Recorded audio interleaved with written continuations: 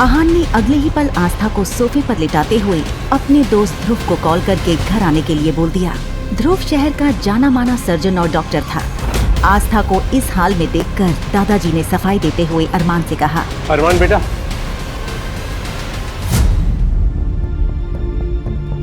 मैं मानता हूँ बेटा, तुम्हारी शादी प्रियंका से तय हुई थी। प्रियंका शादी से पहले ही मंडप से भाग गई, तो हमने उसकी ही कजन आस्था को इस खानदान की इज्जत बनाकर मंडप में बिठा दिया। आपने बहुत बड़ी गलती कर दी दादाजी, आपको ऐसा नहीं करना चाहिए था। इसी के साथ अरमान गुस्से में पैर पटकते हुए अपने कमरे में चला गया। इधर ध्रुव तब तक आस्था के पास पहुंच चुका था और उसने आस्था को एक इंजेक्शन देते हुए कहा, घबराने कोई बात नहीं है, मैंने दवाई दे दी है, थोड़ी देर में भाभी को होश आ जाएगी। इधर ध्रुव की बात खत्म ही हुई थी कि तभी अचानक अरमान के कमरे से गन चलने की आवाज सुनाई दी। सभी लोग सन्न रह गए थे। वो सब अरमान के कमरे की तरफ भागे। वहीं दादाजी पसीना पसीना हो गए। उनके पूरे शरीर में इतनी ताकत नहीं थी कि वो दौड़कर जल्दी से अरमान के कमरे में पहुंच जाएं। आहान जैसे ही कमरे के अंदर पहुंचा तो उसने देखा अरमान के हाथ से खून निकल रहा था। अरमान भाई, ये क्या देखो। वहीं दादाजी जो मुश्किल से जैसे तैसे वहां तक पहुंच ही पाए थे, ये देखकर उनकी सांस पूरी तरह से उखड़ने लगी। दादाजी को देखो। दादाजी,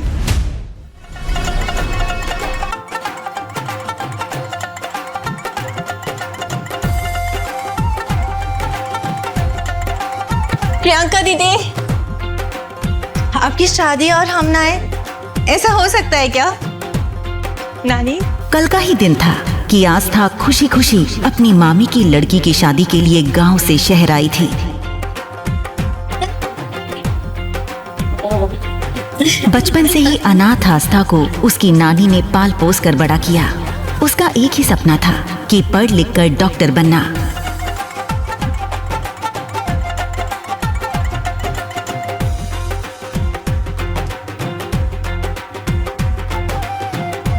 लेकिन ये सब हुआ कैसे?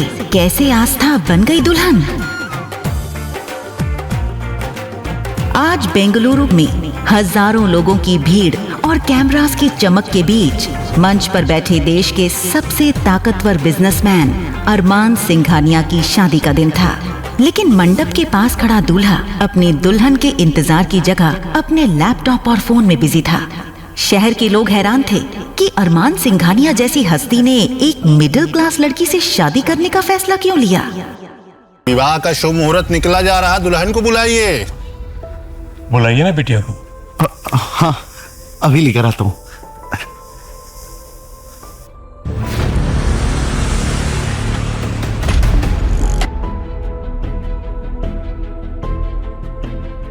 अरमान की दुल्हन प्रियंका को अरमान के दादू यानी आलोक सिंघानिया ने चुना था। प्रियंका उन्हीं के ऑफिस में काम करने वाले एक क्लर्क मनोज मल्होत्रा की बेटी थी। साधारण सी दिखने वाली प्रियंका ने भी अपने पिता के दबाव में आकर इस शादी के लिए हाँ कर दी। लेकिन आज शादी के दिन जैसे ही मनोज जी अपनी बेटी प्रियंका के कमरे में घुसे तो अंदर का नजारा देखकर उनके पैरों तले जमीन खिसक गई। प्रियंका मंडप में आने से ठीक पहले गायब हो चुकी थी। प्रियंका, ये तूने क्या किया? जैसे ही ये बात उसके माता पिता को पता चली तो उनके पैर कांपने लगे। तभी वहाँ खड़े आलोक जी को जैसे ही इस बात का एहसास हुआ कि कहीं कुछ गड़बड़ हुई है तो वो भी उस ओर बढ़ गए। बिटिया तैयार हुई कि नहीं? हाँ, बस वो तैयार हो रही है, थोड़ी देर में आ जाएगी। आप जाइए ना। लेकिन ये झूठ ज्यादा देर टिक नहीं पाया क्योंकि अरमान के दादाजी ने कमरे के अंदर से आ रही रोने की आवाज सुन ली थी। उन्होंने एक झटके में कमरे का दरवाजा खोला और अंदर घुस गए। अंदर एक सिंपल, मासूम लेकिन बेहद खूबसूरत लड़की रो रही थी जिसका नाम था आस्था। ये देखकर आलोक सिंघानिया गरजते हुए बोले, प्रियंका कहाँ है? प्रियंका भाग गई सर, और हमें पूरा यकीन है कि इस आस्था ने उसे भगाया है। मैंने कुछ नहीं किया मामी जी, प्लीज मेरी बात का भरोसा कीजिए। ये शादी होकर रहेगी। अगर दुल्हन भाग गई है तो उसकी जगह कोई और बैठेगी। अगर ये शादी नहीं हुई तो पता है ना अरमान का गुस्सा। अरमान के गुस्से से कोई नहीं बचा पाएगा, मैं भी नहीं।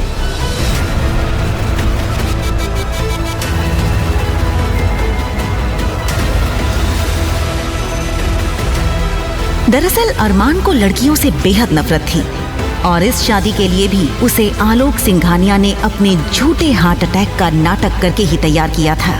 अब दुल्हन के भाग जाने से अरमान का गुस्सा सबको जलाकर राख कर देता, इसलिए दुल्हन की माँ सीमा ने आस्था को सामने धकेलते हुए बोला, ये सब इसकी वजह से हुआ है। इसने इसका हर जाना भी इससे ही भरना होगा। सुन आस्था, अब अरमान की दुल्हन तू ही बनेगी, सुना तूने? आस्था की आंखों में डर था। वो गिड़गिड़ाते हुए बोली, शादी नहीं करना चाहती मामी जी, प्लीज मुझे मेरी नानी के पास जाने दो प्लीज। वो प्रियंका दीदी बोल रही थी कि वो एक बंद कर अपनी गंदी जुबान, और जैसा मैं कह रही हूँ वैसा ही कर। आस्था रोती रही, चीखती रही, पर किसी ने उसकी एक नहीं सुनी, क्योंकि इस वक्त बात किसी की जिंदगी की नहीं बल्कि सिंघानिया एम्पायर की इज्जत की थी। आस्था, तुम्हें ये शादी करनी होगी, वरना अरमान सिंघानिया हम सब की जान ले लेगा। तुम जानती नहीं हो वो कितना खतरनाक है। आस्था के पास वहां से भागने का कोई रास्ता नहीं बचा था। आखिरकार जल्दी ही उसे एक शादी का जोड़ा पहनाया गया था और उसके सिर पर लंबा सा घूंघट डाल दिया गया।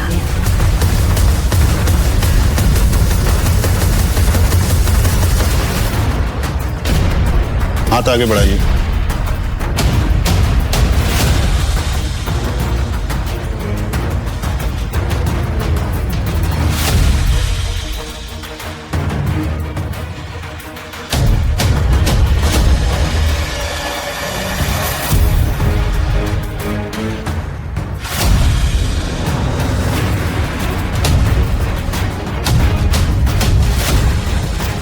घूंघट की वजह से अरमान को दुल्हन बदलने का पता ही नहीं चला। अरमान ने जल्दी जल्दी सारी फॉर्मेलिटीज पूरी की और फिर वो अपने फोन और काम में पूरी तरह से खो गया। बड़ी साहब, इसमें इस लड़की की सारी जानकारी। इधर आस्था के बारे में सभी चीजें जानने के लिए अरमान के दादू आलोक सिंघानिया ने उसकी पूरी जन्म कुंडली अपने हाथों में मंगवा ली थी। लेकिन जैसे ही आलोक जी की नजर आस्था के माँ बाप जो कि एक्सीडेंट में मारे गए थे उनकी डिटेल्स पर पड़ी तो उनके होश उड़ गए और वो खुद से बुदबुदाते हुए बोले, पहले मैंने सोचा था कि इस लड़की को 2-4 दिन के बाद तलाक दिलवाकर आजाद करवा दूंगा, लेकिन अब नहीं, ये जिंदगी भर अरमान सिंघानिया की पत्नी बनकर ही रहेगी। इसी के साथ आस्था विदा होकर सिंघानिया मैंशन के दरवाजे पर पहुंच गई। अरमान तेजी से दरवाजे के अंदर जाने लगा कि तभी अरमान बेटा, शादी के बाद अकेले घर नहीं आ सकते, बहू को लाना पड़ेगा। जाओ, बहू को लेकर आओ। अपने माता पिता को खोने के बाद एक दादू ही थे जिन्हें अरमान अपनी जान से भी ज्यादा प्यार करता था और उनकी किसी भी बात को टालता नहीं था।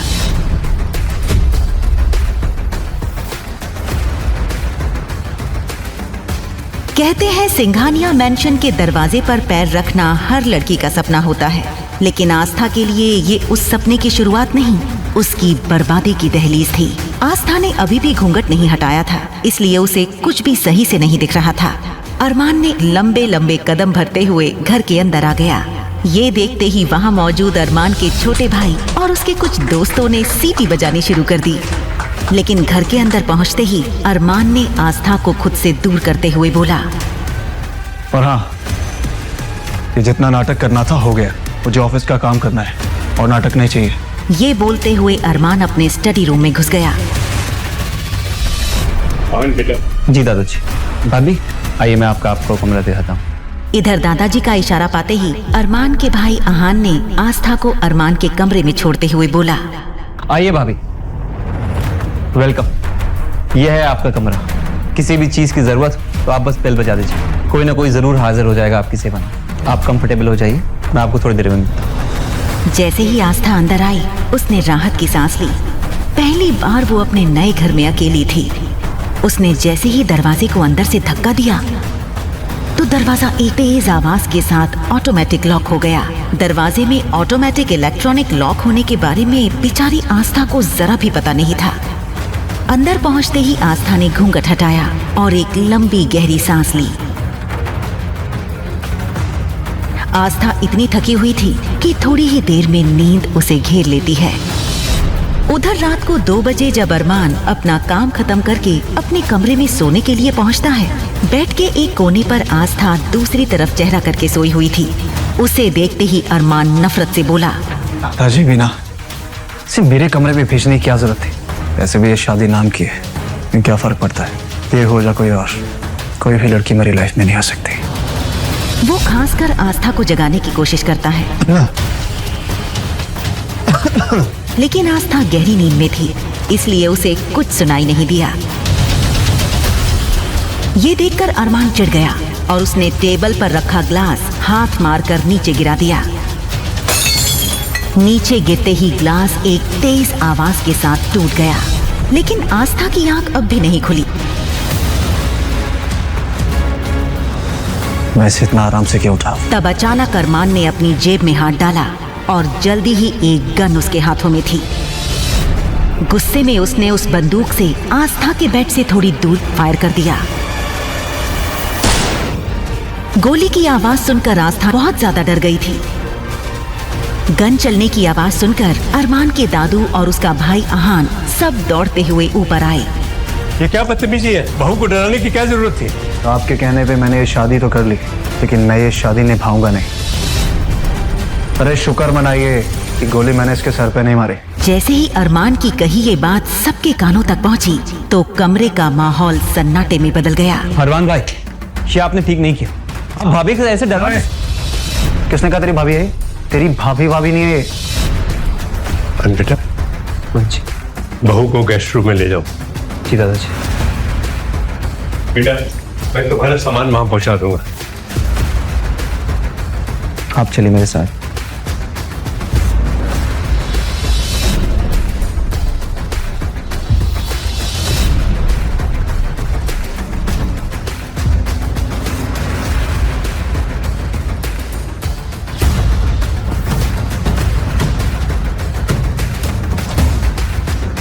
हमें माफ कर देना बेटी, हम जानते हैं तुम्हारे साथ हमने बहुत नाइंसाफी की है और उस वक्त कोई और रास्ता भी नहीं था। दादाजी, आप माफी क्यों मांग रहे हैं? जो कुछ भी हुआ उसमें आपकी कोई गलती नहीं है। बेटी, अगर तुम अरमान को पूरी तरह बदल दोगी ना तो मैं तुम्हारे डॉक्टर बनने का सपना हकीकत में बदल दूंगा। ये वादा है मेरा तुमसे। जैसे ही आस्था ने ये सुना, एक बार फिर उसकी आंखों में उम्मीद की चमक नजर आ गई। मैं जानता हूँ बेटी, ये काम सिर्फ और सिर्फ तुम कर सकती हो। फिलहाल रात काफी हो गई है, मैं तुम्हारा सूटकेस भिजवाता हूँ, तुम कपड़े चेंज करके यहीं सो जाओ। वैसे भी कल सुबह अरमान को पेरिस जाना है बिजनेस डील के लिए।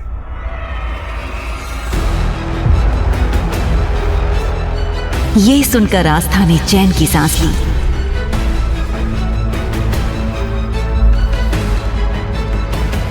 अगली सुबह जब वो सोकर उठी तो उसे जिंदगी में पहली बार शहर की सुबह इतनी सुहानी लगी। वो कुछ सोचते हुए धीरे धीरे गार्डन की तरफ बढ़ गई। गार्डन में पहुंचते ही उसकी नजर एक आदमी पर पड़ी जिसने फॉर्मल पैंट शर्ट पहन रखी थी। वो हाथ में बड़ी सी कैंची लिए कुछ पौधों की टहनियां काट रहा था। बस फिर क्या था? ओह माय गॉड, ये कोई पागल मालिक है जो अरमान के इतने महंगे पौधे खराब कर रहा है। अरमान को पता चल गया ना तो इसकी खैर नहीं। ये क्या कर रहे हो तुम? वो आदमी आस्था की तरफ मुड़ा और उसकी गहरी काली आंखें जैसे सीधा आस्था की आंखों में खो गईं। उसके दिल की धड़कन तेज हो गई। एक तो मैं तुम्हें उस बंदूक वाले मॉन्स्टर से बचाने की कोशिश कर रही हूँ और ऊपर से तुम मुझे ही घूर रहे हो। ये आदमी कोई और नहीं बल्कि अरमान था। अरमान सुबह पेरिस के लिए निकला जरूर था, पर खराब मौसम होने की वजह से उसे अपनी मीटिंग अगले हफ्ते के लिए पोस्टपोन करनी पड़ी। अरमान का सिर्फ और सिर्फ एक ही शौक था, पौधे लगाना और उनकी देखभाल करना। इस बात का पता बेचारी आस्था को बिल्कुल भी नहीं था। वहीं अरमान भी आस्था की सच्चाई से बेखबर था। तुम जानती हो तुम किससे बात कर रही? अभी भी मौका है, अपना बोरिया बिस्तरा बांधो और यहाँ से भाग जाओ। वैसे भी आस्था हर किसी को सलाह नहीं देती। अचानक अरमान ने अपने हाथ से उस बड़ी सी कैंची को फेंक दिया और सीधा आस्था का हाथ पकड़कर उसे अपनी तरफ खींच लिया। आस्था इस वक्त अरमान के बेहद करीब थी। एक पल को अरमान भी उसकी खूबसूरती में खो सा गया था। तुम्हारी हिम्मत भी कैसे हुई मेरा हाथ पकड़कर खींचने की? नौकर हो, नौकर बनकर रहो, समझ आई? तुमने अभी मुझे नौकर कहा, इसलिए जानती नहीं हो तुम। लो भाई, भलाई का जमाना ही नहीं। एक तो मैं तुम्हें उस बंदूक वाले मॉन्स्टर से बचाने की कोशिश कर रही हूँ और तुम मुझे तड़ी दिखा रहे हो। तड़ी? ये तड़ी क्या होता है? हे भगवान, लगता है उस मॉन्स्टर ने अपने जैसे लोग अपने घर पे पाले हैं। तड़ी मतलब होता है धमकी। यहाँ मैं तुम्हें बचाने की कोशिश कर रही हूँ और तुम मेरे पे टशन झाड़ रहे हो। ये सुनते ही अरमान गुस्से में बिना पलक झपकाए आस्था को देखने लगा था। भाभी! आस्था ने पलट कर देखा तो दरवाजे पर आहान खड़ा था, जो कॉलेज से आज जल्दी लौट आया था। भाभी, भैया तो यहाँ है नहीं, फिर आप यहाँ किससे बात कर रहे हो? दरवाजे पर खड़े आहान को सिर्फ आस्था बोलते हुए दिखाई दे रही थी, लेकिन जैसे ही वो थोड़ा आगे बढ़ा तो उसकी नजर अरमान पर पड़ते ही उसके होश उड़ गए। वो पसीने से तर हो गया और हकलाते हुए बोला, भाभी, मेरा मतलब है मैडम, आप प्लीज अंदर चलिए अभी।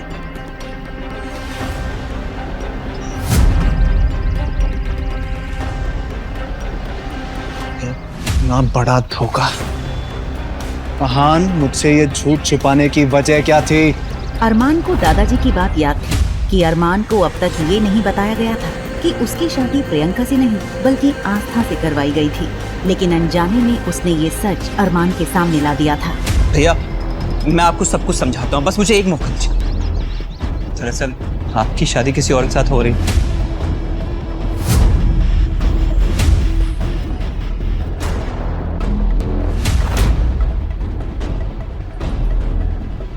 जैसे ही आहान ने अरमान को उसकी शादी का पूरा सच बताया तो उसका शरीर गुस्से से कांपने लगा। इधर जैसे ही आस्था को पता चला कि वो जिससे बहस कर रही थी वो कोई और नहीं बल्कि अरमान ही था, तो उसके चेहरे का रंग उड़ गया। पर तब तक बहुत देर हो चुकी थी। अरमान ने अपनी जेब में हाथ डालकर एक झटके में अपनी गन निकाल ली थी।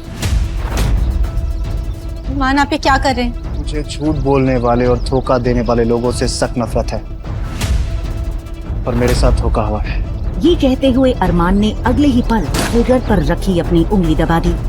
आस्था इतना ज्यादा डर गई थी कि चीख कर वो बेहोश होकर वहीं गिर पड़ी।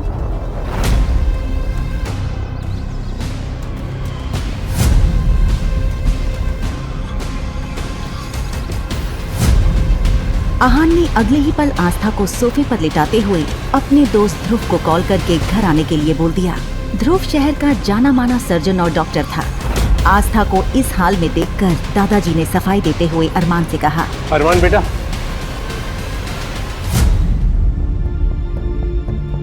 मैं मानता हूँ बेटा, तुम्हारी शादी प्रियंका से तय हुई थी। प्रियंका शादी से पहले ही मंडप से भाग गई, तो हमने उसकी ही कजन आस्था को इस खानदान की इज्जत बनाकर मंडप में बिठा दिया। आपने बहुत बड़ी गलती कर दी दादाजी, आपको ऐसा नहीं करना चाहिए था। इसी के साथ अरमान गुस्से में पैर पटकते हुए अपने कमरे में चला गया। इधर ध्रुव तब तक आस्था के पास पहुंच चुका था और उसने आस्था को एक इंजेक्शन देते हुए कहा, घबराने कोई बात नहीं है, मैंने दवाई दे दी है, थोड़ी देर में भाभी को होश आ जाएगी। इधर ध्रुव की बात खत्म ही हुई थी कि तभी अचानक अरमान के कमरे से गन चलने की आवाज सुनाई दी। सभी लोग सन्न रह गए थे। वो सब अरमान के कमरे की तरफ भागे। वहीं दादाजी पसीना पसीना हो गए। उनके पूरे शरीर में इतनी ताकत नहीं थी कि वो दौड़कर जल्दी से अरमान के कमरे में पहुंच जाएं। आहान जैसे ही कमरे के अंदर पहुंचा तो उसने देखा अरमान के हाथ से खून निकल रहा था। अरमान भाई, ये क्या देखो। वहीं दादाजी जो मुश्किल से जैसे तैसे वहां तक पहुंच ही पाए थे, ये देखकर उनकी सांस पूरी तरह से उखड़ने लगी। दादाजी को देखो। दादाजी। जैसे ही अरमान ने दादाजी की सांस उखड़ते हुए देखी तो उसने जल्दी से ध्रुव को गाड़ी निकालने के लिए बोल दिया। दादाजी। वहीं अरमान और बाकी सब जब दादाजी को लेकर नीचे आ रहे थे, एक एक करके सबकी नजर आस्था पर पड़ रही थी, क्योंकि आस्था अभी तक बेहोशी में हॉल के सोफे पर ही लेटी हुई थी। सबसे आखिर में अरमान की नजर आस्था पर पड़ी। उसने बड़े ही गुस्से और नफरत से आस्था की तरफ देखा। दादाजी की इस हालत की जिम्मेदार सिर्फ तुम हो आस्था। तुम्हें इस बात का हर जाना तो हर हाल में भुगतना होगा। जल्दी ही वो सब शहर के मशहूर हॉस्पिटल में पहुंच चुके थे और दादाजी को इमरजेंसी रूम में ले जाया गया। वहीं इधर घर पर उन सब के जाने की कुछ देर बाद आस्था को होश आया। होश आते ही आस्था के कानों में सन्नाटा चुभने लगा। उसने भारी सर के साथ पूरे घर में आवाज लगाई, दादाजी, दादाजी, हाँ जी, कोई है? मैम, आप कौन है और आप मेरा रास्ता ऐसे कैसे रोक रहे हैं? मैं देव हूँ और अभी घर में कोई नहीं है और आपको बाहर जाने की परमिशन नहीं। कोई नहीं है मतलब अभी तो सब यहीं थे ना? दादाजी कहाँ हैं? दादाजी की तबीयत अचानक बिगड़ गई थी, इसलिए सब लोग उन्हें लेकर हॉस्पिटल गए हैं। मुझे अभी उनके पास जाना है। माफ कीजिएगा मैम, बॉस ने अरमान सर के परमिशन के बिना आप बाहर नहीं जा सकती। मुझे किसी की इजाजत की जरूरत नहीं है। आस्था की जिद के आगे देव को झुकना पड़ा। वो आस्था को कार में बैठाकर हॉस्पिटल के लिए निकल गया। वहीं उधर हॉस्पिटल में माहौल बेहद खराब था। ध्रुव वार्ड से बाहर निकला। अरमान ब्रो, दादाजी की हालत बहुत नाजुक है। दूसरा हार्ट अटैक आया। अगर उन्हें जरा सा भी स्ट्रेस दिया तो शायद हम उन्हें जान से खो देंगे। मेरे दादाजी को कुछ नहीं हो सकता। ये बात ना अपने दिमाग में डाल ले। सच्चाई यही है अरमान भाई, हमेशा आपकी जिद और गुस्से की वजह से उनकी जान पर बनाती है। आप भी नहीं मानेंगे ये बात।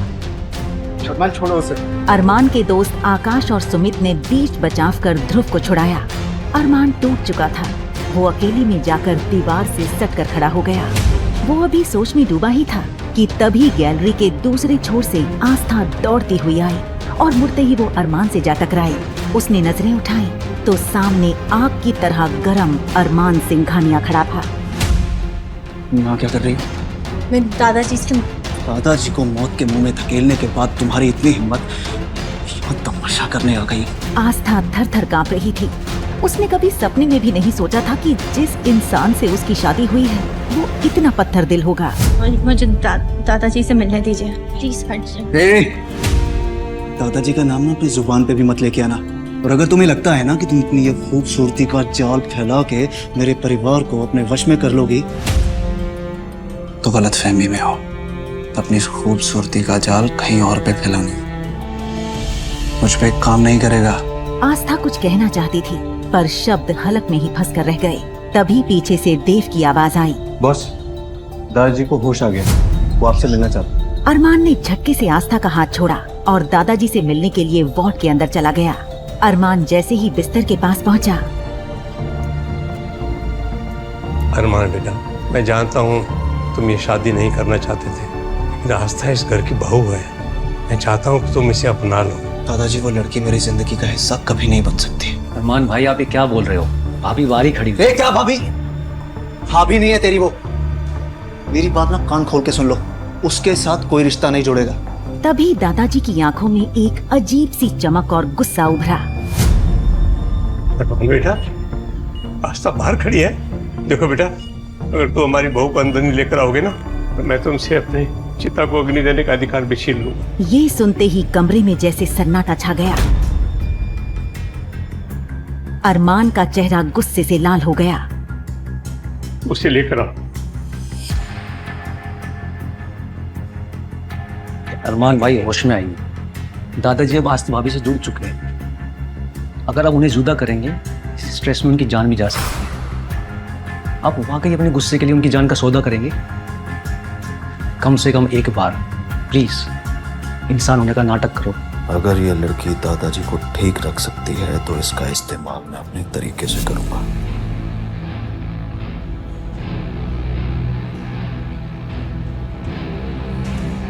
मानना पड़ेगा, तुमने आते ही मेरे घर की सबसे कमजोर कड़ी पे कब्जा कर लिया।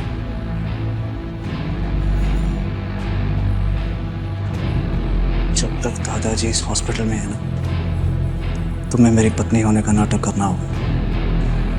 और अगर एक भी आंसू गिरा ना तो तुम्हारे पूरे खानदान को बर्बाद कर दूंगा मैं। लियो, ठीक करो अपना और अंदर चलो। आस्था ने किसी आज्ञाकारी बच्चे की तरह अपने आंसू पोंछे और अरमान के पीछे पीछे कमरे में दाखिल हुई। दादाजी ने मुस्कुराकर आस्था का हाथ पकड़ा। वहीं अरमान एक कोने में खड़ा दादाजी और आस्था को देख रहा था। ये क्या जादू कर दिया इस लड़की ने? कुछ ही घंटों में सबको अपना गुलाम बना लिया इस लड़की ने। इसे तो मैं बाद में देखूंगा। भाभी, अभी आपकी तबीयत कैसी है? अरे आकाश, क्या तुझे द ग्रेट ध्रुव के इलाज में शक है क्या? अरे बिल्कुल नहीं। भाभी एकदम फिट है। आकाश भैया, ध्रुव जी बिल्कुल ठीक कह रहे हैं। मैं बेहतर हूँ। ध्रुव जी, मेरी आपसे बस एक ही रिक्वेस्ट है, दादाजी को जल्दी ठीक करके घर भेज दीजिए ना। अरे भाभी आप फिक्र ना कीजिए, बस रिपोर्ट आने में 2-3 घंटे बाकी है। तब तक आप अरमान भाई के साथ घर पे जाके रेस्ट कीजिए। ये सुनते ही आस्था का चेहरा सफेद पड़ गया। उसके होंठ फड़फड़ाए लेकिन शब्द बाहर नहीं निकल पाए। आस्था, ध्रुव सही कह रहा है। अगर तुम बीमार हो गई तो दादाजी का ख्याल कौन रखेगा? चलो घर चले।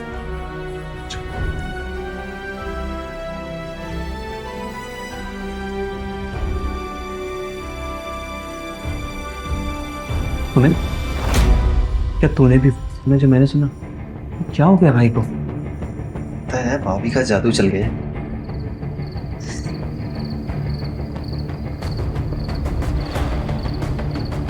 हे भगवान, प्लीज आज इस मॉन्स्टर से बचा दो। आपको पक्का 101 नारियल चढ़ाऊंगी। प्लीज आज बचा लो।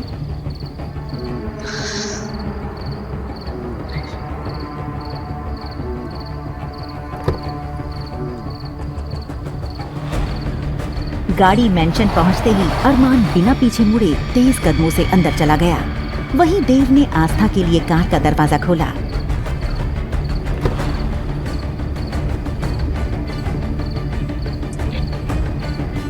देव भैया, क्या आप बता सकते हैं कि बाकी सब कब तक आएंगे? फिक्र मत कीजिए, वो लोग 3 घंटे में आ जाएंगे। आपको कुछ भी चाहिए हो मैं यही हूँ, बताइएगा।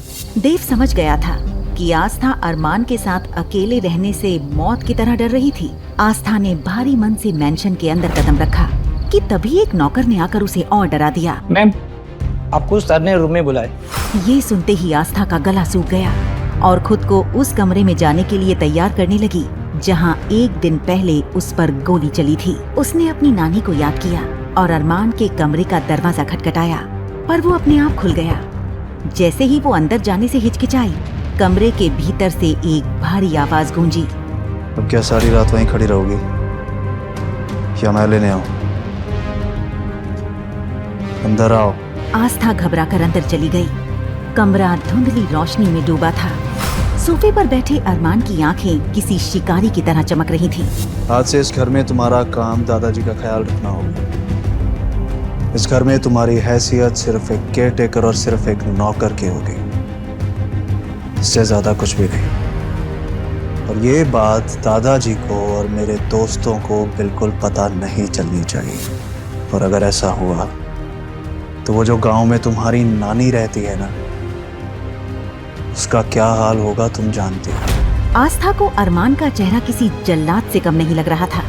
वो सर झुकाए खड़ी थी और उसके आंसू खामोशी से उसके गालों पर बह रहे थे। अरमान ने आस्था के आंसुओं को देखा, पर उसका दिल नहीं पिघला।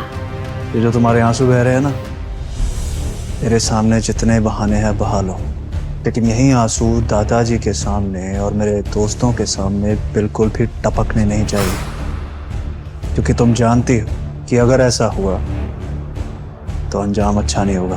पूरे गांव में लोग मुझे इतना प्यार करते थे, फिर इस अनजान आदमी को मुझसे इतनी नफरत क्यों? अपना सामान लेके इस कमरे में शिफ्ट हो जाओ। इस कमरे में? गलतफहमी मत पालना। इस दुनिया की नजरों में हम पति पत्नी हैं, तो हमें एक कमरे में रहना होगा। तुम यहाँ नीचे सोओगी और मैं वहां ऊपर सोऊंगा, बस।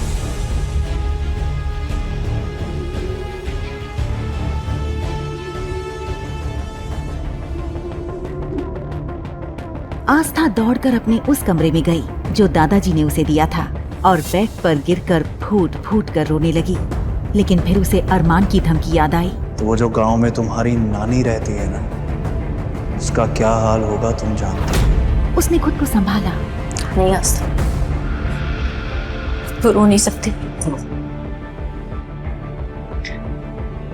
तुझे हिम्मत दिखानी होगी। नानी और दादाजी की सलामती के लिए तुझे उस मॉन्स्टर का सामना करना ही होगा। आस्था अपना छोटा सा बैग लेकर अरमान के कमरे में पहुंची। अपना सामान उस कोने में रखो और यहाँ के बैठ जाओ। अब क्या चाहिए इसे मुझसे? अभी कुछ बचा है क्या? फाइल उठाओ, उसमें कॉन्ट्रैक्ट है। जब तक तुम मेरे साथ इस कमरे में रहोगी, इस कॉन्ट्रैक्ट पे साइन करके रहोगी। ये सुनते ही आस्था ने जैसे ही उस फाइल में मौजूद उस कॉन्ट्रैक्ट पेपर्स पर नजर डाली तो उसकी आंखें चौड़ी हो गईं। चेहरे का सारा रंग उड़ गया। आखिर क्या लिखा था उन कॉन्ट्रैक्ट पेपर्स में, जिसे देखकर आस्था के उड़ गए थे होश? क्या दादाजी और अपनी नानी को बचाने के लिए आस्था कर देगी उन पेपर्स पर साइन? अरमान के गुस्से के पीछे छुपा है अतीत का कौन सा राज? क्या होगा आस्था के साथ आगे इस कहानी में? क्या वो अरमान के पत्थर दिल को पिघलाने में हो पाएगी कामयाब और शुरू होगी एक प्रेम कहानी? आस्था ने सवाल भरी नजरों से अरमान को देखा, जैसे पूछना चाह रही हो कि ये कौन सी फाइल है। अरमान ने उसकी नजरें समझकर कहा, इस फाइल में साफ लिखा है कि अगले 6 महीने तुम मेरे लिए केयरटेकर का काम करोगी। मैं तुम्हें इस घर में केयरटेकर के लिए अपॉइंट कर रहा हूँ। हर महीने 1 लाख रुपए सैलरी मिलेगी। 6 महीने में कुल 6 लाख रुपए। आस्था की आंखें हैरत से फैल गईं। अरमान के अंदाज ने उसका वजूद हिला दिया। उसने आस्था के आत्मसम्मान पर उंगली उठाई थी। ये उसके लिए शर्मनाक था। अरमान ने उसे लालची और जालसाज कहकर अपमानित किया। आस्था सोचने लगी, इस क्रूर मॉन्स्टर के पास इतना पैसा है, लेकिन क्या फायदा, जो इंसान को इंसान ही ना समझे और ना ही बात करने की तमीज जानता हो। आस्था का मन हुआ कि वो अरमान से कह दे, मुझे तुम्हारे पैसों में कोई इंटरेस्ट नहीं, अपने पैसे अपने पास रखो। अगर अरमान ना भी कहता तो भी वो दादाजी की सेवा करती। ये उसका फर्ज था। दादाजी ने उसे जो प्यार और विश्वास दिया, उसके लिए वो कुछ भी करती। उनकी सेवा वो बिना पैसे की भी करती। लेकिन वो अरमान के सामने कुछ नहीं कह सकी। वो बस उसे एकटक देखती रही। क्या ऊंचा सुनाई देता है या मेरे पेशेंस को बार बार चैलेंज कर रही हो? मैंने कहा ना, पेन उठाओ और साइन करो। एक बात याद रखना, अगर तुमने अरमान सिंघानिया के नाम का मिसयूज करने की कोशिश की तो तुम्हें ऐसी सजा मिलेगी जिसके बारे में तुम सोच भी नहीं सकती। आस्था ने बिना देर किए पेन उठाया और बिना पढ़े फाइल पर साइन कर दिए। वो बस अरमान से पीछा छुड़ाना चाहती थी। साइन करते ही अरमान ने एक झटके से पेपर्स उठा लिए और तिरछी मुस्कान के साथ आस्था की ओर देखने लगा। अचानक पेपर्स बेड पर फेंक कर वो आस्था की ओर बढ़ा। आस्था डर के मारे पीछे हटने लगी। हे कान्हा जी, अब मैं कहाँ जाऊं? इस मॉन्स्टर से कैसे बचूं? अरमान ने दोनों तरफ से उसका रास्ता रोककर उसके खूबसूरत चेहरे को गौर से देखा और बोला, तुम जानती हो तुमने किन पेपर्स पर साइन किए? क्या तुम पढ़ी लिखी नहीं हो? तुमने एक बार भी पेपर्स पढ़ना जरूरी नहीं समझा? आस्था ने हैरानी से उसकी ओर देखा। अरमान बोला, चलो तुमने नहीं पढ़ा तो मैं बता देता हूँ। लास्ट के 2 कॉलम में लिखा है कि अगर तुमने मुझे धोखा देने या झूठ बोलने की कोशिश की तो मेरे पास तुम्हारा मर्डर करने का भी हक है। अरमान को इतने करीब देखकर आस्था ने जोर से चिल्ला दिया। चीख अरमान के कानों में पड़ी, जिससे उसके कानों में झंझनाहट हो गई। उसने एक हाथ अपने कान पर और दूसरा आस्था के मुंह पर रखा। बेवकूफ लड़की, ये क्या किया? इतनी जोर से कौन चीखता है? आस्था उसकी गुस्से वाली आवाज सुनकर फिर डर गई और जोर जोर से रोने लगी। उसे रोता देख अरमान समझ नहीं पा रहा था कि क्या कहे। इस लड़की ने उसका कान फोड़ने की कोशिश की और अब खुद रो रही है, जैसे कितनी मासूम हो। ये सोचकर वो आस्था को देखता हुआ कमरे से बाहर निकल गया। अरमान के जाने के बाद आस्था ने राहत की सांस ली। बेड के एक सिरे पर बैठकर वो रोने लगी और खुद से बोली, नानी माँ, आप कहती थी कि सबके साथ भला करो, तो हमारे साथ भी भला होगा। मैंने तो कभी किसी के साथ बुरा नहीं किया, फिर इन कुछ दिनों में मेरी जिंदगी के साथ ये क्या हो गया। उधर आकाश, सुमित, ध्रुव और आहान दादाजी को लेकर घर पहुंचे। मैंशन में अजीब सी खामोशी थी। चारों ने किसी से कुछ नहीं कहा। तभी उन्हें सीढ़ियों से उतरता अरमान दिखा। वो दादाजी के पास गया और बोला, दादाजी, आपकी तबीयत अब कैसी है? दादाजी ने उसका सिर सहलाते हुए कहा, मेरे बच्चे, मैं बिल्कुल ठीक हूँ। तूने मेरी सारी परेशानियां खत्म कर दी। आस्था बेटी को अपनाकर तूने मुझे जो खुशी दी, उसके बदले मैं और कितने साल जी सकता हूँ। तूने मुझे जीने की नई उम्मीद दी। अरमान बोला, आप अभी अस्पताल से आए हैं, ज्यादा बात नहीं करेंगे। चलिए अपने कमरे में आराम कीजिए। दादाजी ने कहा। हाँ हाँ बेटा, आराम तो कर लूंगा, लेकिन मेरी बहू कहाँ है? मुझे आस्था बेटी से मिलना है, उसके बाद ही आराम करूंगा। दादाजी की जिद सुनकर अरमान थोड़ा गुस्सा हुआ, लेकिन समझ नहीं पा रहा था कि उन्हें आस्था से मिलने से कैसे रोके। अभी अभी आए दादाजी को मायूस करना ठीक नहीं था। वो सोच में पड़ गया। आहान भी बोला, हाँ भैया, भाभी कहाँ है? जब से हम आए हैं उन्हें देखा ही नहीं। आहान ने पूरे इमोशन से कहा कि भाभी कहाँ है। तो ये लफ्ज सुनकर अरमान चिढ़ गया और उसे गुस्से से घूरने लगा। अरमान को खुद को घूरते हुए पाकर आहान हड़बड़ा गया और अपनी नजरें चुराने लगा। तभी ध्रुव ने भी अपनी आवाज पर जोर देते हुए पूछा, हाँ अरमान भाई, बताओ भाभी कहाँ है? अरमान ने कड़े लहजे में कहा, तुम लोग यहीं दरवाजे पर खड़े होकर बेवकूफों की तरह सवाल करना बंद करो। दादाजी को अभी अभी हॉस्पिटल से लेकर आए हो, पहले उन्हें सोफे पर बैठाओ, तब तक मैं उसे लेकर आता हूँ। ऐसा कहकर अरमान वहां से लंबे कदम रखता हुआ अपने कमरे की ओर चला गया। दादाजी ने उसके जाने के बाद उन चारों की तरफ देखकर परेशानी के साथ कहा, अगर मैंने वो नाटक नहीं किया होता तो आस्था अब तक घर से बाहर निकाली गई होती। आस्था को अरमान की सजा से बचाने के लिए ही मैंने ये सब ड्रामा किया है। उस समय उस सिचुएशन से निकलने के लिए ही मुझे हार्ट अटैक के नाटक का सहारा लेना पड़ा। दादाजी आगे फुसफुसाते हुए बोले, अब तुम लोग मेरी बात ध्यान से सुनो। इस ड्रामे के बारे में अरमान को कानों कान खबर नहीं लगनी चाहिए। जब तक आस्था अरमान के दिल में अपने लिए जगह नहीं बना लेती, तब तक हमें अपना ये नाटक कंटिन्यू करना पड़ेगा। तुम सब सुन रहे हो ना मेरी बात?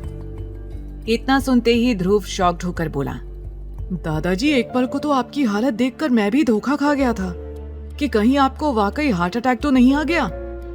लेकिन आप तो बड़े अच्छे एक्टर निकले। आपकी एक्टिंग देखकर मजा आ गया। और तो और ये आहान भी आपको नहीं पकड़ पाया, जो खुद को बहुत बड़ा एक्टर समझता है। तो भला अरमान भाई कहाँ से पकड़ते? लेकिन फिर भी हम सब में से सबसे ज्यादा शार्प नजर अरमान भाई की ही है। इसीलिए आपको अभी भी उनसे बचकर रहना है। आपको अभी कंटिन्यूअस अपनी दवाई भी खानी होगी, लेकिन आप परेशान ना हो। आपकी सारी दवाइयों को मैं कैल्शियम की दवाइयों से रिप्लेस कर दूंगा, तो आप अरमान भाई के सामने भी दवाइयां खा सकते हो।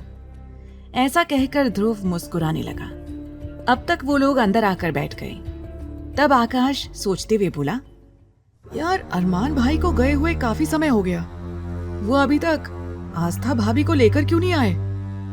दादाजी परेशान होकर बोले, हमें तो रह रह कर आस्था की चिंता सता रही है। तुम जानते हो ना, हमने उसे अकेले अरमान के साथ छोड़ने का रिस्क तो ले लिया, लेकिन अब हमें डर भी लग रहा है कि कहीं उसने आस्था बेटी को डरा धमका ना दिया हो। ध्रुव ने इनकार करते हुए कहा, नहीं दादाजी, मैंने आपके कहने के मुताबिक अरमान भाई के मन में ये बात डाल दी थी कि आस्था भाभी से ही दादाजी की खुशी है, तो वो आस्था भाभी को किसी भी तरह की कोई तकलीफ ना दे।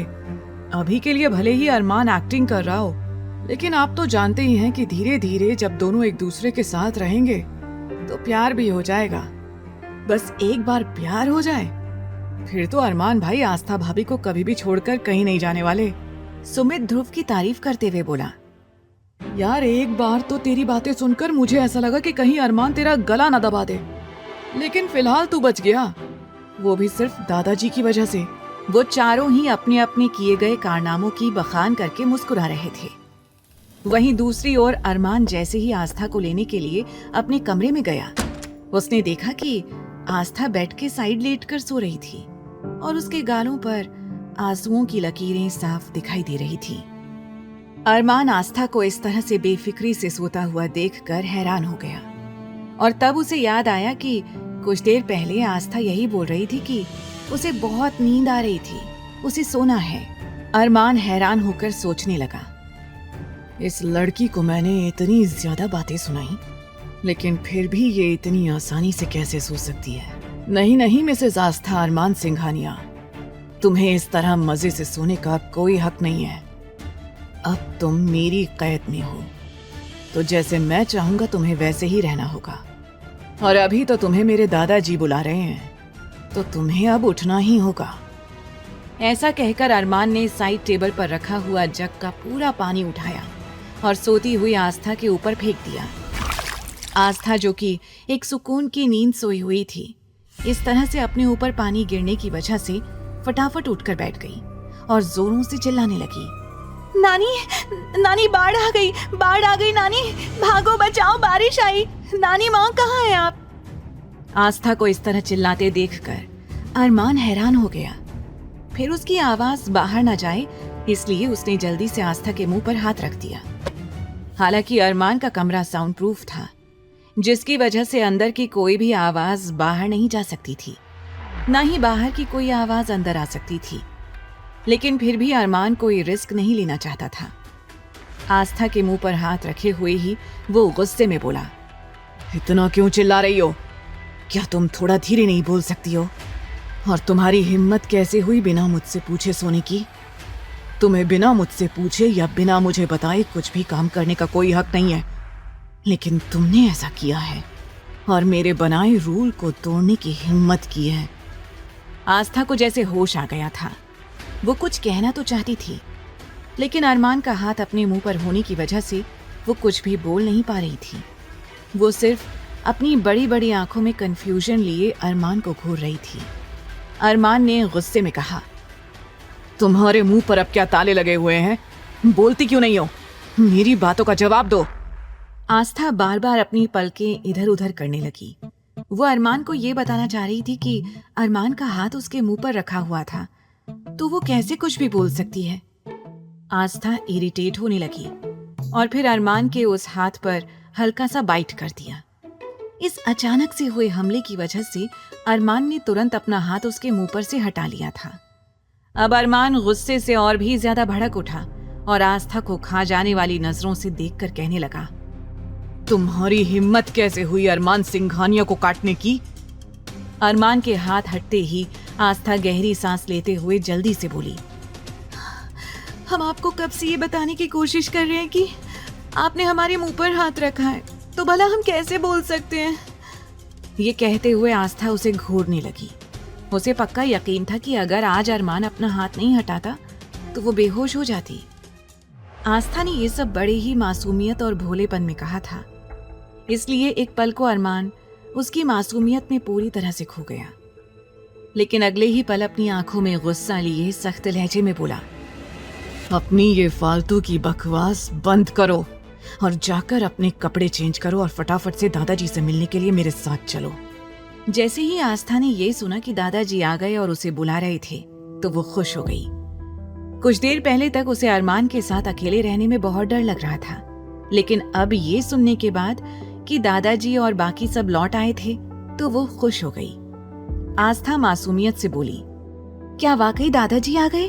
हमें भी उनसे मिलना है। ऐसा कहकर आस्था दौड़कर अरमान की साइड से जाने लगी। अरमान ने तुरंत उसका हाथ पकड़ लिया और कहने लगा, तुम पागल हो गई हो क्या? तुम्हें मेरी बातें सुनाई नहीं देती? तुम इस तरह से दादाजी के पास नहीं जा सकती हो। क्या तुम भूल गई कि तुम्हारे सारे कपड़े भीगे हुए हैं? क्या तुम इस तरह से दादाजी के सामने जाओगी? जाओ, जाकर पहले कपड़े चेंज करो। अरमान की धमकी सुनने के बाद आस्था सिर झुकाकर एक तरफ खड़ी हो गई। अब अरमान को और भी ज्यादा गुस्सा आने लगा। उसे अभी समझ आ रहा था कि वो अरमान की बात ऐसे कैसे टाल सकती है। अरमान गुस्से से अपने कदम बढ़ाकर आस्था के सामने खड़ा हो गया और कहने लगा, मेरी तरफ देखो और बताओ, इस तरह से सिर झुकाकर क्यों खड़ी हुई हो? आस्था ने सिर झुकाए ही धीमे लहजे में जवाब दिया, जी वो हमारे पास एक्स्ट्रा कपड़े नहीं है। जो नानी माँ ने कपड़े भिजवाए थे वो सिर्फ 2-3 जोड़ी ही थे और वो सब हमने धोने के लिए दिए थे, लेकिन वो अभी तक सूखे नहीं हैं।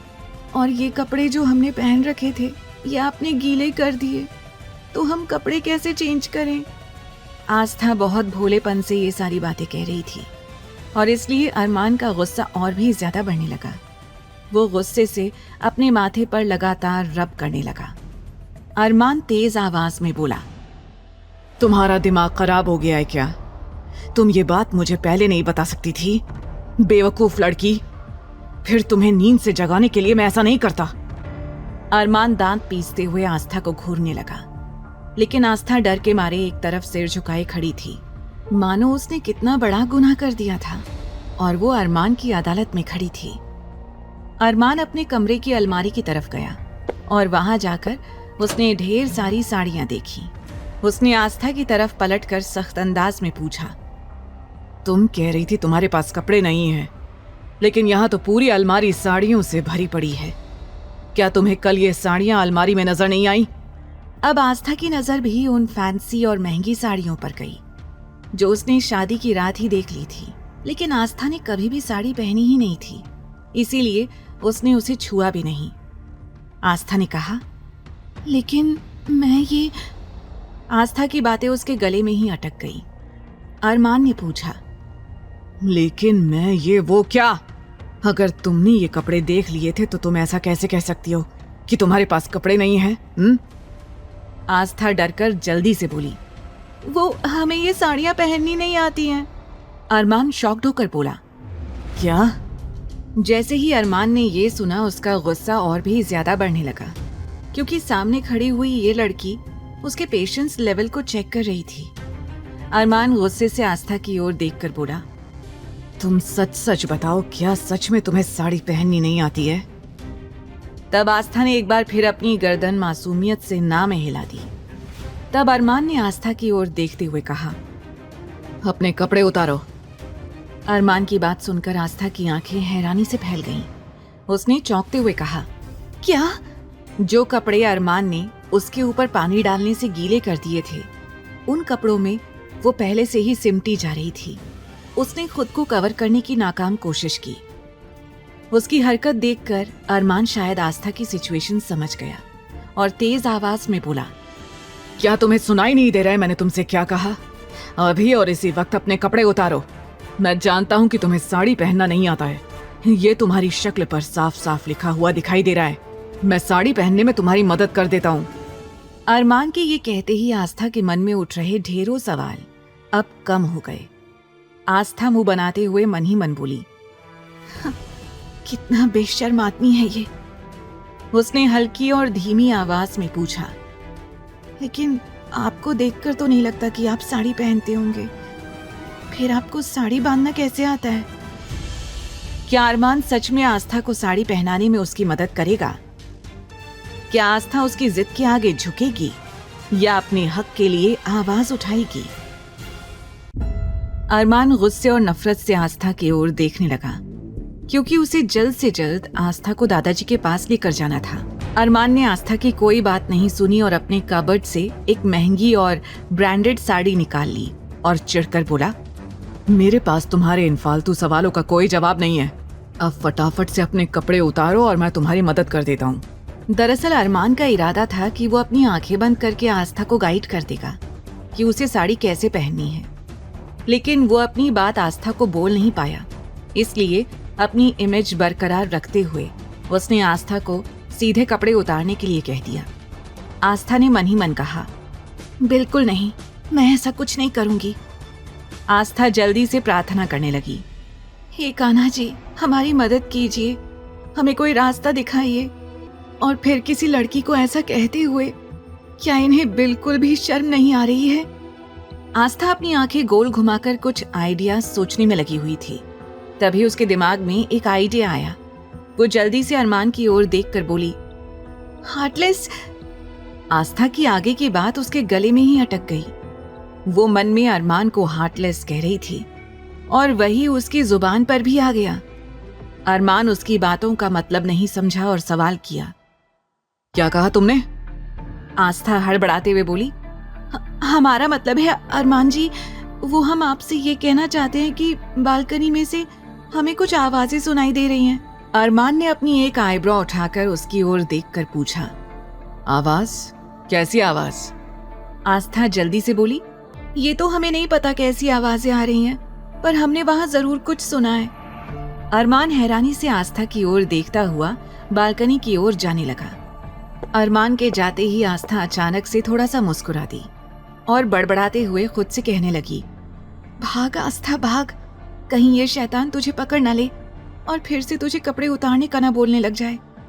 ये सोचते ही आस्था ने जल्दी से दरवाजा खोला और तेजी से बाहर जाने के लिए दौड़ लगा दी। वो सीधा सीढ़ियों से होते हुए दादाजी के पास जाकर खड़ी हो गई। वो बुरी तरह से हाफ रही थी। वहीं अरमान ने जैसे ही आस्था को इस तरह से भागते हुए देखा तो उसने अपने दोनों हाथों की मुट्ठियों को कसकर बंद कर लिया और गुस्से से बोला, इस मामूली लड़की की इतनी हिम्मत कि इसने मुझसे झूठ कहा। इसे इसकी कीमत चुकानी होगी। फिर खुद को कंट्रोल करते हुए वो जल्दी से नीचे हॉल की तरफ जाने लगा।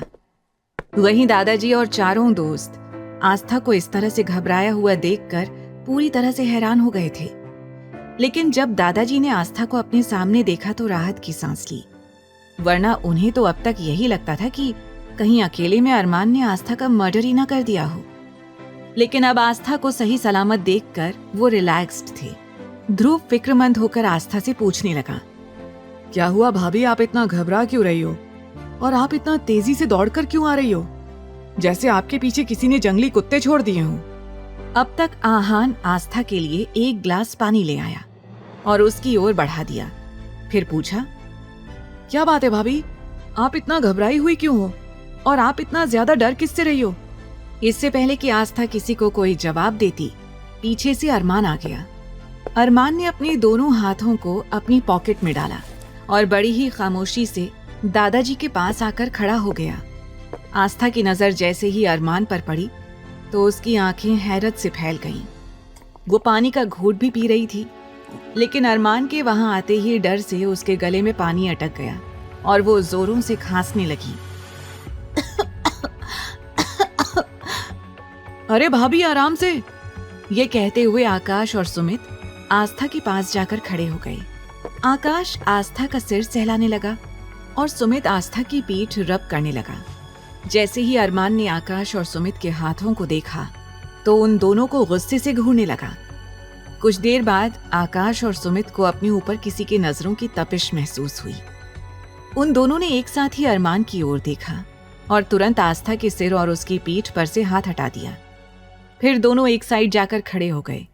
दोनों एक दूसरे को चोर भरी नजरों से देखकर इशारों ही इशारों में बातें करने लगे। अब तक आस्था भी ठीक हो गई थी।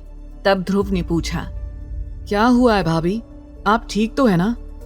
तभी आस्था कहने लगी, जी जी ध्रुव जी, हम बिल्कुल ठीक हैं, हमें कुछ नहीं हुआ है।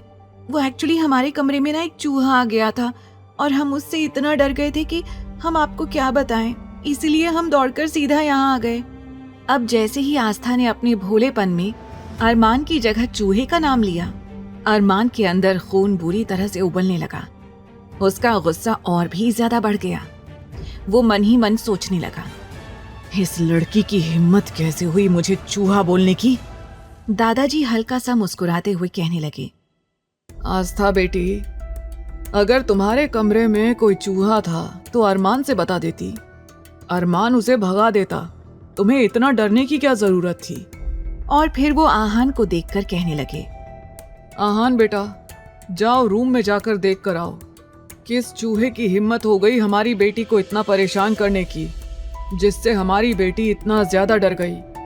ऐसा कहकर दादाजी ने आस्था के सिर पर हाथ रखा और उसे बेटर फील कराने की कोशिश करने लगे।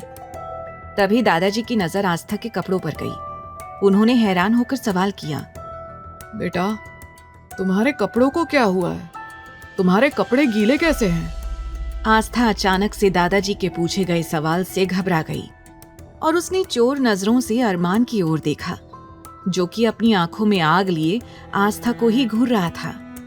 आस्था ने जल्दी से झूठ बोलते हुए कहा, दादाजी, वो जब हम बाथरूम में थे तब हमें पता ही नहीं चला कि कैसे गलती से हमारा हाथ शावर के ऊपर चला गया और उससे हमारे सारे कपड़े भीग गए।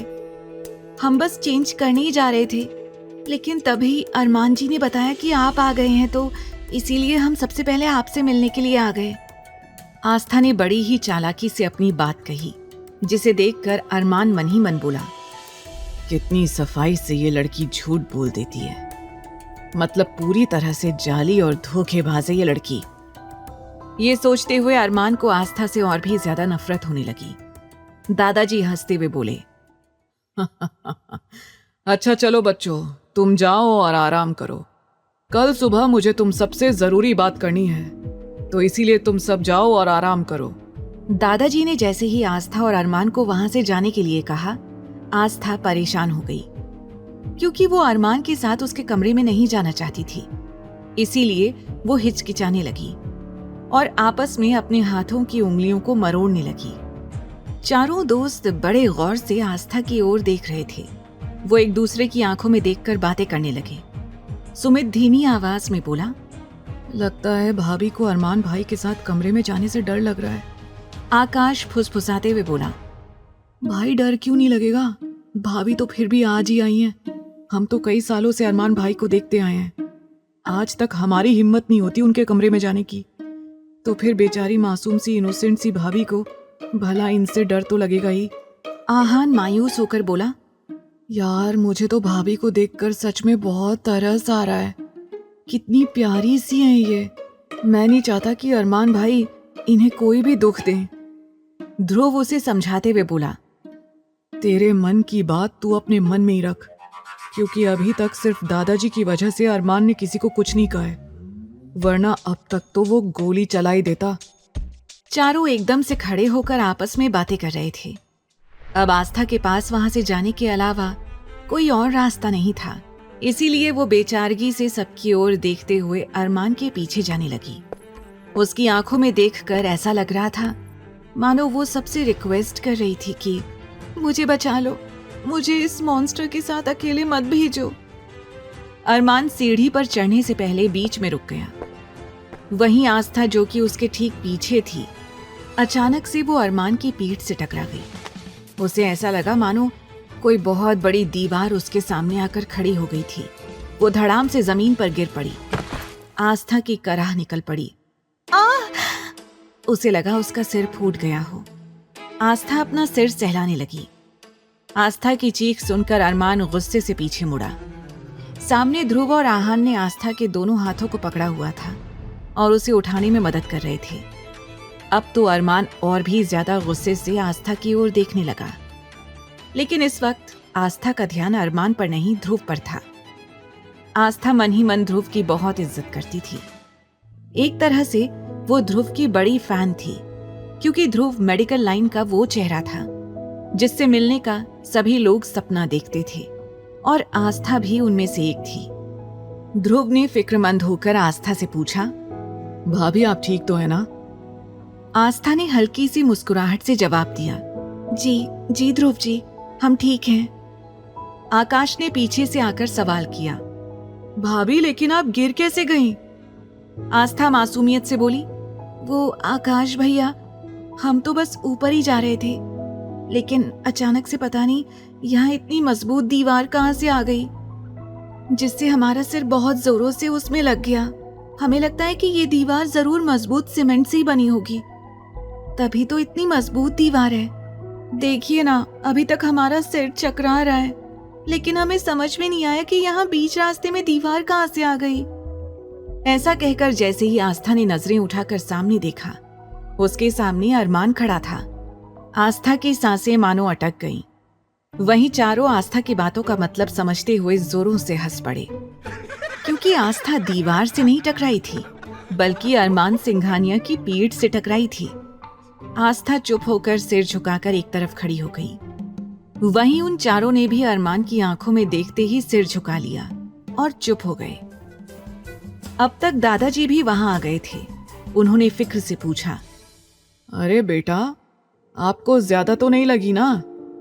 आस्था ने जल्दी से कहा, नहीं नहीं दादाजी, हम बिल्कुल ठीक हैं। दादाजी ने अरमान को डांटते हुए कहा, तेरा ध्यान कहाँ रहता है? तेरी वजह से बहू को चोट लग गई और ऐसे आगे पीछे कैसे जा रहे थे तुम लोग? एक दूसरे का हाथ पकड़कर भी तो जा सकते हो ना। चलो हाथ पकड़ो एक दूसरे का, उसके बाद यहाँ से जाओ। अरमान दादाजी की बात सुनकर गुस्से से उन्हें घूरने लगा, मानो वो आंखों ही आंखों में कहना चाह रहा हो, आप अपनी बीमारी का कुछ ज्यादा ही नाजायज फायदा उठा रहे हैं। लेकिन दादाजी ने एक बार भी अरमान की ओर नहीं देखा, वरना उनकी भी हिम्मत नहीं होती कि वो अरमान को कुछ कह सकें। दादाजी उन चारों को देखकर कहने लगे, अब तुम चारों यहाँ क्या कर रहे हो? क्या तुम लोगों को सोने नहीं जाना है? आकाश बोला, दादाजी मेरी तो कल एक इम्पोर्टेंट मीटिंग है, तो इसीलिए मैं तो आज पहले विला में ही जाऊंगा। वैसे भी विला ज्यादा दूर नहीं है, मैं बस निकल रहा हूँ। तभी ध्रुव ने भी कहा, मुझे भी जाना होगा, लेकिन हाँ, हम लोग सुबह पक्का नाश्ता करने के लिए यहाँ आ जाएंगे। और वैसे भी हम सब भाभी के हाथ के आलू के पराठे मिस नहीं करना चाहते हैं। वैसे भाभी, कल भी क्या आलू के पराठे मिल सकते हैं? आस्था मुस्कुराते हुए कहने लगी, जी जरूर, हम जल्दी आलू के पराठे बना देंगे। आप सब लोग प्लीज टाइम से आ जाइएगा। वहीं अरमान ने दादाजी की ओर देखते हुए तुरंत आस्था का हाथ कसकर पकड़ लिया। आस्था को कुछ समझ में नहीं आया, क्योंकि आस्था अभी भी ध्रुव से और बातें करना चाहती थी। लेकिन तब तक अरमान उसे लगभग घसीटता हुआ अपने साथ सीढ़ी से ऊपर कमरे में लेकर जाने लगा और जल्दी ही कमरे में जाकर उसने कमरे को अंदर से लॉक कर दिया। आस्था डरते हुए बोली, ये आप क्या कर रहे हैं? आगे की कहानी जानने के लिए देखें अगला एपिसोड सिर्फ पॉकेट एफएम के YouTube चैनल पर। और तेरे इश्क में के सारे एपिसोड्स को सुनने के लिए डिस्क्रिप्शन में दी लिंक से डाउनलोड करें पॉकेट एफएम ऐप।